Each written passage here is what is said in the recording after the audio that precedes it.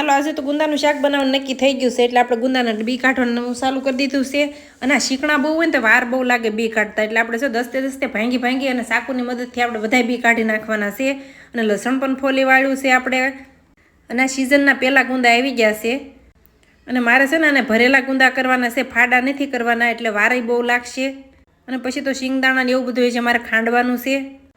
શિંગદાણાને એવું ખાંડી વાળું આને બધાને છે ને મીઠાવાળા કરી નાખવાના છે એટલે ચીગાશ સાવ ઓછી થઈ જાય. મીઠાવાળા ઘડીક આપણે પછી છે ને અડધો કલાક છાશમાં બોળવાના છે એટલે બધાને આપણે એક એક ગુંદા કરીને બધાને મીઠાવાળા કરી નાખ્યા અને હજી મારે છાશ ફેરવવાની બાકી છે એટલે પછી તો છાશ ફેરવી વાળી આમાં નાખવાની છે ને એટલા માટે ખાટી ખાટી છાશ આજ તો મેં સવારથી દહીં જ બહાર રાખ્યું હતું એટલે પછી થોડીક છાશ નાખી દીધી અને ગુંદાને આપણે ઢાંકીને અડધો કલાક પડ્યા રહેવા દેવાના છે એટલે ચીગાશ સાવ નીકળી જાય.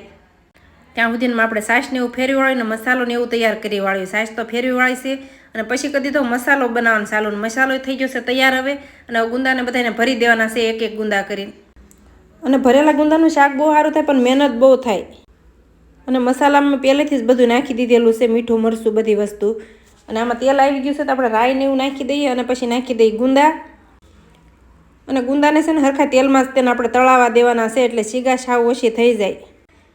અને પછી આના માથે આપણે થાળી ઢાંકી દેવાનું છે, થોડુંક પાણી નાખી અને થાળી ઢાંકી દીધી અને થોડીક જ વારમાં જો આવી રીતના સડી ગયા છે અને હજી આને હાવ આપણે બ્રાઉન થઈ જાય ને ત્યાં સુધી સડવા દેવાના છે એટલે મરચું પણ ન દાજી જાય અને ધીમા ગેસે શેડવાના છે.